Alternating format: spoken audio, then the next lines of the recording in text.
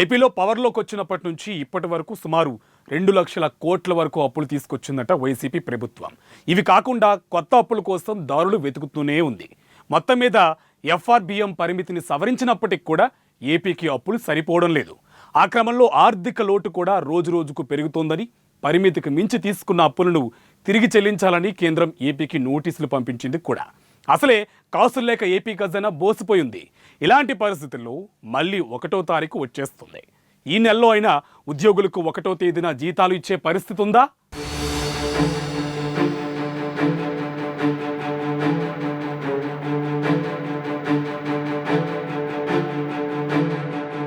జగన్ ప్రభుత్వం ఆర్థిక కష్టాలతో అల్లాడుతోంది. ఆదాయ మార్గాలు లేక అప్పుల వేటలో తెగ బిజీగా ఉంది ఏపీ యంత్రాంగం. ఎప్పటికప్పుడు కొత్త అప్పుల కోసం మార్గాలు వెతుక్కుంటూనే వస్తోంది. సంక్షేమ పథకాల పేరుతో చెప్తూ వేల కోట్ల అప్పుల భారం రాష్ట్ర ప్రజల మీద రుద్దుతోంది. ఈ పరిస్థితి చాలదన్నట్లు కేంద్రం పెడుతున్న కండిషన్స్ గోరు చుట్టుపై రోకలిపోటులా మారాయంట వైసీపీ సర్కారుకి. ఇష్టం వచ్చినట్లు నిధులను ఖర్చు చేయడానికి వీల్లేదంటూ కేంద్ర నిధుల వినియోగానికి సంబంధించి కొత్త రూల్స్ తీసుకొచ్చింది. దానికి తోడు పరిమితికి మించి తీసుకున్న అప్పులను తిరిగి చెల్లించాలంటూ ఏపీకి కేంద్రం నోటీసులు జారీ చేసి పెద్ద స్ట్రోకే ఇచ్చింది.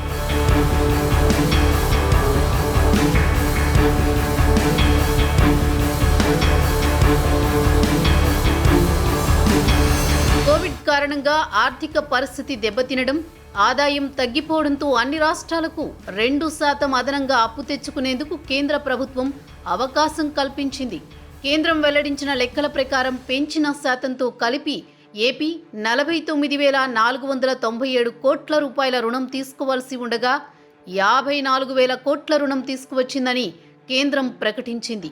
ఆ క్రమంలో ఆర్థిక లోటు కూడా రోజురోజుకు పెరిగిపోతుందని, పరిమితికి మించి తీసుకున్న అప్పులను తిరిగి చెల్లించాలని కేంద్రం ఏపీకి నోటీసులు పంపించింది.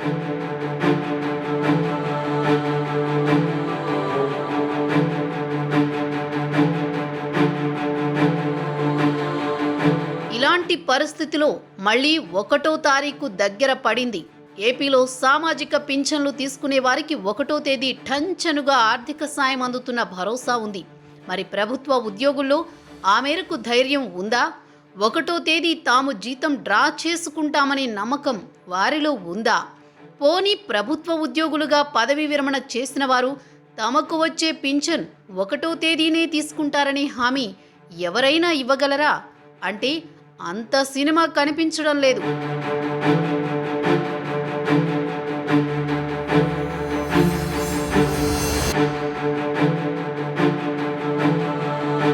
ఉద్యోగుల జీతాలు, పింఛన్లు, పథకాల అమలు, రోజువారీ ప్రభుత్వ కార్యకలాపాలకు ప్రతి నెల 10,000 కోట్ల రూపాయలు అవసరమవుతాయని ఓ అంచనా.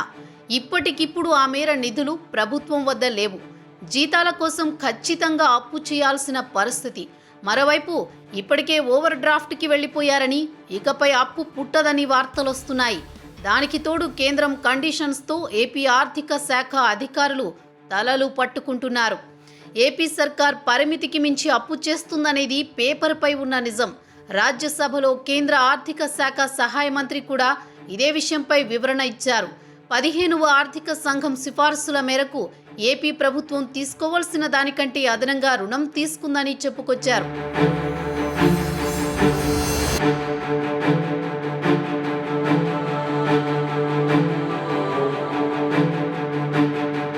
మరి దీనికి ఆర్థిక మంత్రి బుగ్గన ఏమని సమాధానం చెబుతారు? పిఎస్సి చైర్మన్గా పయ్యావుల కేశవ్ చేసిన ఆరోపణలు తేలిగ్గా కొట్టిపారేయొచ్చు, కానీ కేంద్ర మంత్రి చెప్పిన మాటల్ని బుగ్గన ఖండించే సాహసం చేయగలరా? కరోనా కష్టకాలంలో అన్ని రాష్ట్రాలను ఆర్థిక కష్టాలు చుట్టుముట్టాయి. అయితే ఎక్కడా ఏపీలో ఉన్నన్ని పథకాలు లేవు కాబట్టి పెద్దగా ప్రభావం లేకపోయింది. కానీ ఏపీ మాత్రం అప్పులతో సతమతమవుతోంది.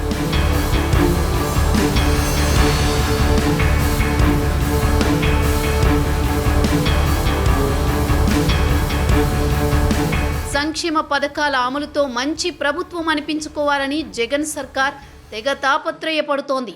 అందులో తప్పు లేదు. కానీ రాష్ట్రాన్ని అప్పుల్లో ముంచిన ప్రభుత్వం అన్న అపప్రద కూడా మూటగట్టుకుంటోంది. అందుకేనేమో ఆదాయాన్ని పెంచుకునే మార్గాల్ని ఆయనకు ఉన్న సలహాదారుల టీం అందించడం లేదేమో అన్న సెటైర్లు వినిపిస్తున్నాయి.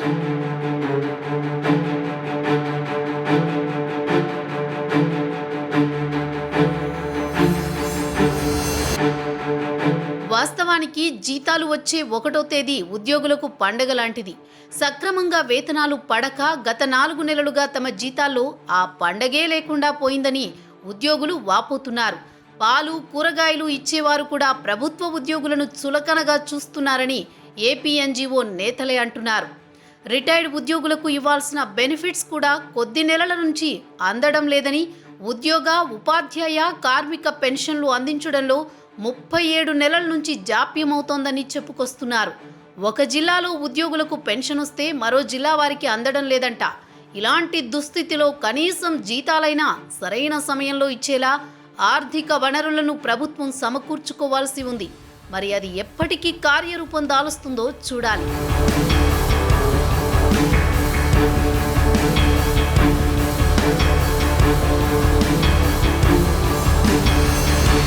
హుజూరాబాద్ ఉప ఎన్నిక ఇప్పుడు రాజకీయంగా కాకరేపుతుంది. అక్కడ బీజేపీ అభ్యర్థిగా మాజీ మంత్రి ఈటెల రాజేందర్ ప్రచారపరంగా అందరికంటే ముందు కనిపిస్తున్నారు.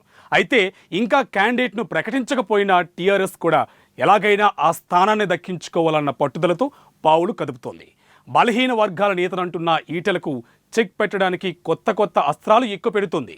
ఈటెలపై దళిత ద్రోహి అని ముద్ర వేయడానికి గ్రౌండ్ ప్రిపేర్ చేసుకున్నట్లు కనిపిస్తుంది. ఆ క్రమంలో ఇంకా నోటిఫికేషన్ వెలువడకుండానే హుజూరాబాద్లో బైపోల్స్ వేడి మరింత రాజుకుంటుంది.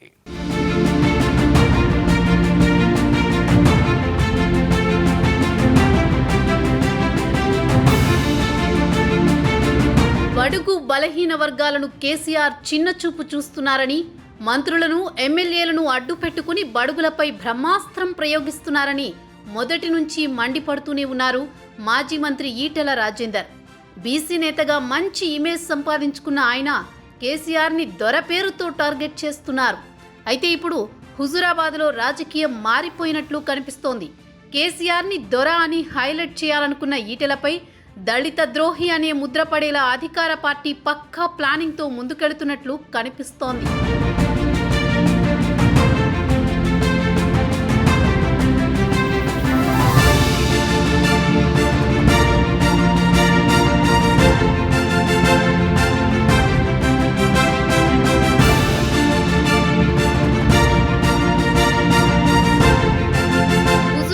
ఎన్నికల నేపథ్యంలో ఈటెలను దెబ్బ కొట్టేందుకు కేసీఆర్ దళిత కార్డు ఉపయోగించారు. గత 6 సార్లుగా ఈటెల రాజేందర్ ప్రాతినిధ్యం వహిస్తున్న హుజూరాబాద్ నియోజకవర్గంలో గణనీయంగా ఉన్న దళిత ఓట్లు దక్కించుకోవడానికి దళిత బంధు ప్రకటించారు. ఆ పథకాన్ని హుజూరాబాద్లో పైలట్ ప్రాజెక్టుగా మొదలు పెడుతున్నట్లు వెల్లడించారు. ఈ నేపథ్యంలో ఫోరం ఫర్ గుడ్ గవర్నెన్స్ ప్రతినిధులు దళిత బంధును ఎన్నికల ముందు అమలు చేయకుండా ఆపాలంటూ ఎన్నికల కమిషనర్కు ఫిర్యాదు చేశారు.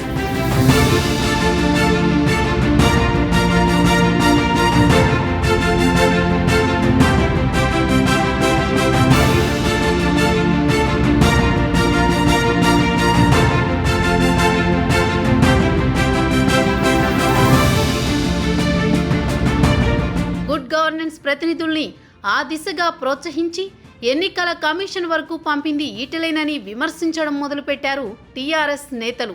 దళితులు బాగుపడితే ఈటెల చూడలేకపోతున్నారని ఫైర్ అవ్వడం మొదలుపెట్టారు. హుజూరాబాద్లో దళిత సామాజిక వర్గం ఓటు బ్యాంకు 45,000 వరకు ఉంది. అందుకే వారిని ప్రసన్నం చేసుకోవడానికి ప్రధాన పార్టీలు పాకులాడుతున్నాయి.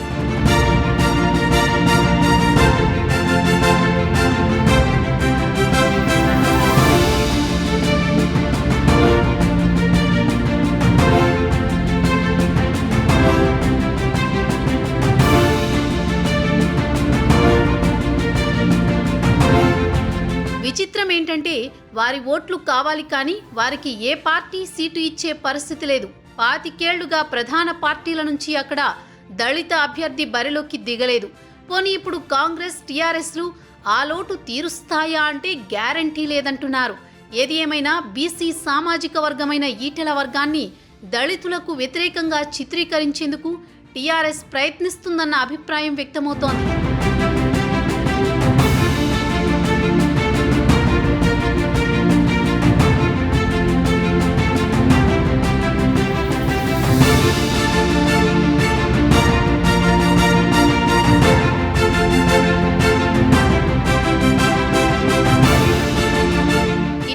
ఈటెల బావమరిది చేసిన వాట్సాప్ చాటింగ్లో దళితుల్ని కించపరిచేలా పదప్రయోగం ఉందని టీఆర్ఎస్ నేతలు ఆరోపిస్తున్నారు. అదే సమయంలో ఈటెల రాజేందర్ దళితులతో పాలాభిషేకం చేయించుకున్నారని, కాళ్లు కడిగించుకున్నారని కూడా టీఆర్ఎస్ నేతలు మండిపడుతున్నారు. వీటికి సంబంధించిన ఫోటోలు, వీడియోలు సోషల్ మీడియాలో చక్కర్లు కొడుతున్నాయి. హుజురాబాద్లో బీజేపీ టీఆర్ఎస్ వర్గాల మధ్య జరిగిన దాడి కూడా దళితులపై బీజేపీ నేతలు చేసిన దాడిగా చిత్రీకరించడానికి గులాబీ నేతలు ప్రయాసపడుతున్నారు.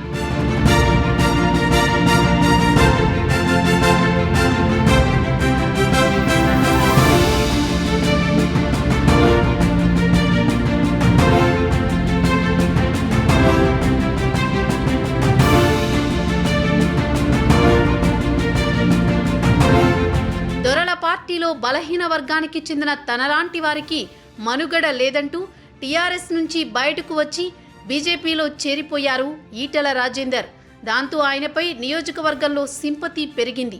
అలాంటి ఈటెలపై దళిత వ్యతిరేకి అని ముద్ర వేయడానికి టీఆర్ఎస్ ప్రయత్నిస్తుండడం చర్చనీయాంశంగా మారింది.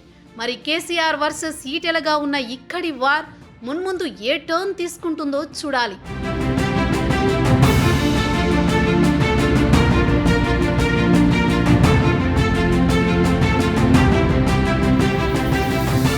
ఎప్పుడో ఏడాది క్రితం ఆంధ్రప్రదేశ్ శాసన మండలిపై ముఖ్యమంత్రికి కోపం వచ్చింది. 3 రాజధానుల బిల్లుకు మండలి అడ్డుపడ్డంపై ఆయన ఆవేశంతో ఊగిపోయారు. అంతే, హుటాహుటిన శాసనసభలో మండలిని రద్దు చేయాలని తీర్మానం చేసి దాన్ని కేంద్రానికి పంపించేశారు. అయితే కేంద్రం ఇంకా ఏ నిర్ణయం తీసుకోలేదు. అప్పుడంటే ఏపీ మండలిలో టీడీపీకి బలం ఎక్కువ, అయితే ఇప్పుడు వైసీపీ బలం పెరిగింది. అయినా వైసీపీ ఎమ్మెల్సీలు బిక్కుబిక్కుమంటున్నారట. ఎక్కడ మండలి రద్దవుతోందని భయపడుతూనే ఉన్నారట. సంవత్సరం గడిచినా కూడా ఆ భయం ఎందుకు, మీరే చూడండి.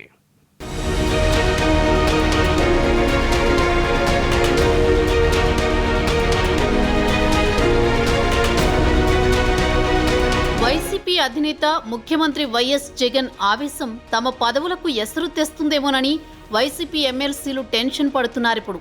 రాజ్యసభలో ఏపీ శాసనమండలి రద్దుపై కేంద్ర న్యాయశాఖ మంత్రి చెప్పిన సమాధానమే అధికార పార్టీ ఎమ్మెల్సీల ఆందోళనకు కారణమవుతోందంట. టీడీపీ రాజ్యసభ సభ్యుడు కనకమేడల రవీంద్ర కుమార్ అడిగిన ప్రశ్నకు కేంద్ర మంత్రి సమాధానమిస్తూ ఏపీ శాసనమండలి రద్దు కోరుతూ ఏపీ ప్రభుత్వం 169వ అధికరణ కింద చేసి పంపిన తీర్మానం తమకు అందిందని, ప్రస్తుతం ఆ అంశం కేంద్ర ప్రభుత్వ పరిశీలనలో ఉందని స్పష్టం చేశారు.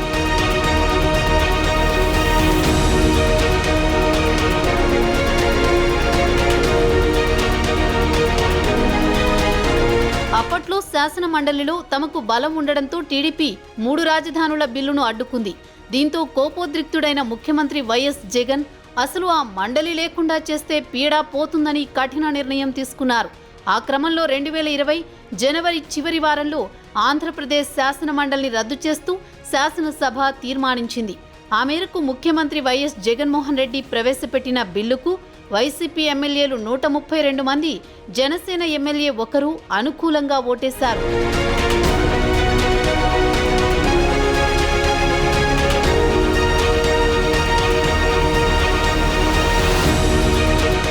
ప్రధాన ప్రతిపక్ష తెలుగుదేశం పార్టీ సభకు హాజరు కాలేదు. మండలి రద్దు తీర్మానాన్ని కేంద్ర ప్రభుత్వానికి పంపి ఏడాది పైగా అయ్యింది. అయినప్పటికీ కేంద్ర ప్రభుత్వం ఎలాంటి చర్యలు తీసుకోలేదు. ఈ నేపథ్యంలో మండలిలో టీడీపీ బలం తగ్గింది. ఇదే సమయంలో అధికార పార్టీ బలం పెరిగింది. ఏపీ శాసన మండలిలో మొత్తం 58 మంది సభ్యులున్నారు. ప్రస్తుతం వైసీపీ బలం 21, టీడీపీకి 15 మంది సభ్యులున్నారు. స్థానిక సంస్థల కోటాలో మరో 11 ఎమ్మెల్సీ స్థానాలను భర్తీ చేయాల్సి ఉంది.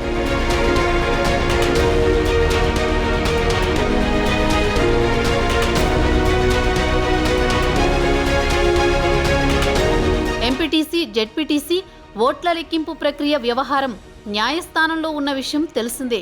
ఆ ఎన్నికల్లో కూడా తామే విజయం సాధిస్తామన్న నమ్మకం వైసీపీ నేతల్లో ఉంది. అదే జరిగితే ఆ 11 మంది ఎమ్మెల్సీలు కూడా వైసీపీ తరపునే ఎన్నికయ్యే అవకాశం ఉంది. అప్పుడు వైసీపీ బలం 32కు పెరుగుతుంది. దీంతో బిల్లుల ఆమోదానికి సంబంధించి అధికార పార్టీ భయపడాల్సిన పని ఉండదు.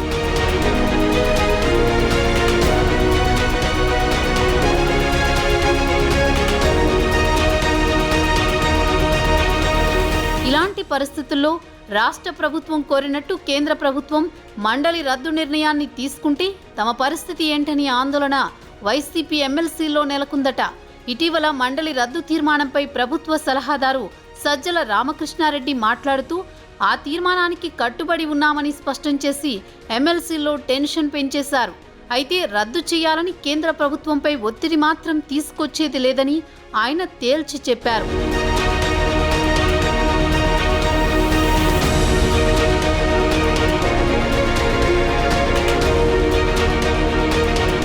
అంటే బలం పెరిగిన నేపథ్యంలో మండలి కొనసాగాలని వైసీపీ కూడా భావిస్తోందన్నమాట.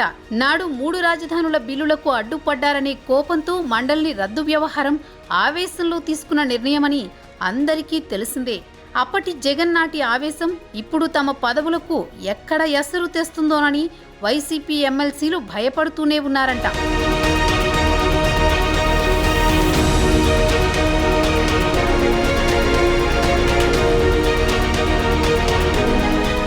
టీడీపీ అధినేత చంద్రబాబు అనుసరిస్తున్న వైఖరి ఆ పార్టీ నేతలకే అంతుపట్టట్లేదా? ముఖ్యంగా పార్టీలోకి వచ్చిన యువ నేతలు డైలమాలో ఉన్నారా?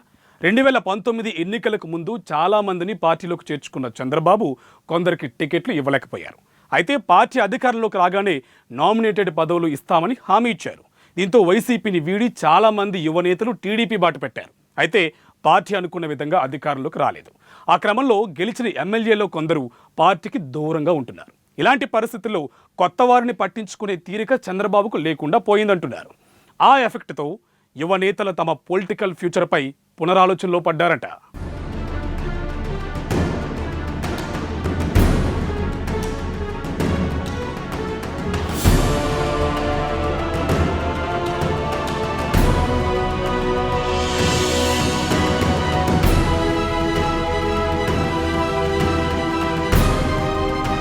తెలుగుదేశం అధినేత చంద్రబాబు నాయుడుపై నమ్మకంతో ఎన్నికల ముందు పలువురు నేతలు పసుపు కండువాలు కప్పుకున్నారు.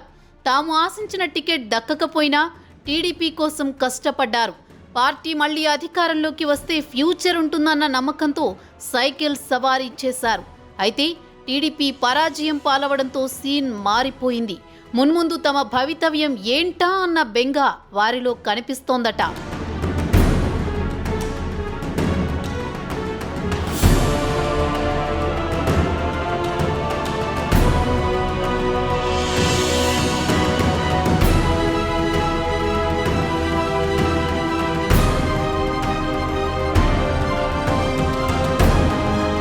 అలాంటి వారిలో విజయవాడకు చెందిన వంగవీటి రాధ పేరు ప్రముఖంగా వినిపిస్తోంది. కాపునాడికి పునాదులు వేసిన వంగవీటి మోహనరంగ తనయుడిగా రాధకు బెజవాడలో మంచి ఫాలోయింగే ఉంది. రాష్ట్ర వ్యాప్తంగా కాపు సామాజిక వర్గంలో ఆయనకు అభిమానులు కనిపిస్తారు.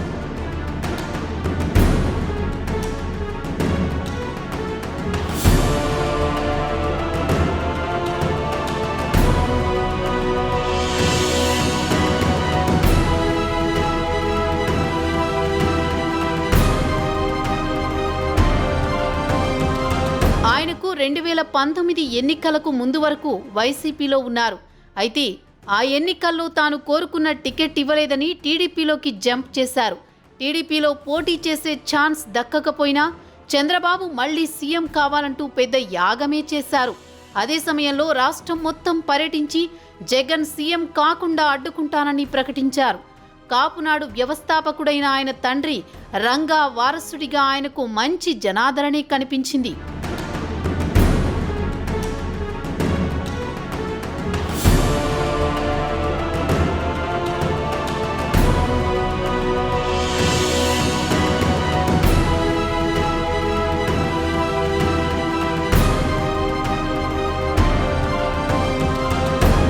అయితే ఎన్నికల్లో టీడీపీ పరాజయం పాలై వైసీపీ అధికారంలోకి వచ్చింది. ఎన్నికల సమయంలో టీడీపీకి దన్నుగా ఉన్న రాధా విషయంలో టీడీపీ అధినేత చంద్రబాబు దృష్టి పెట్టడం లేదనే టాక్ మాత్రం వినిపిస్తోంది. అంతేకాదు అనేక మందికి పదవులు ఇచ్చినా రాధాను మాత్రం ఆయన పట్టించుకోలేదు. అయినప్పటికీ టీడీపీ మద్దతు ఇచ్చిన ప్రతి కార్యక్రమానికి ఏడాది కిందటి వరకు రాధా హాజరయ్యారు.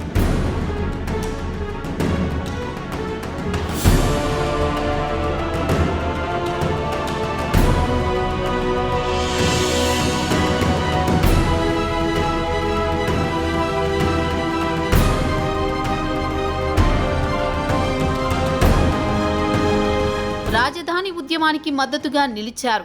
పలుమార్లు చంద్రబాబు చెప్పకపోయినా అమరావతి ప్రాంతానికి వెళ్లి రైతులకు భరోసా ఇచ్చారు. ఇవన్నీ గమనించిన బాబు ఎందుకో రాధాను పక్కన పెడుతున్నారన్న అభిప్రాయం వంగవీటి అభిమానుల్లో వ్యక్తమవుతోంది. ఇక ఇప్పట్లో ఆయనను పట్టించుకునే పరిస్థితి కూడా కనిపించడం లేదంటున్నారు.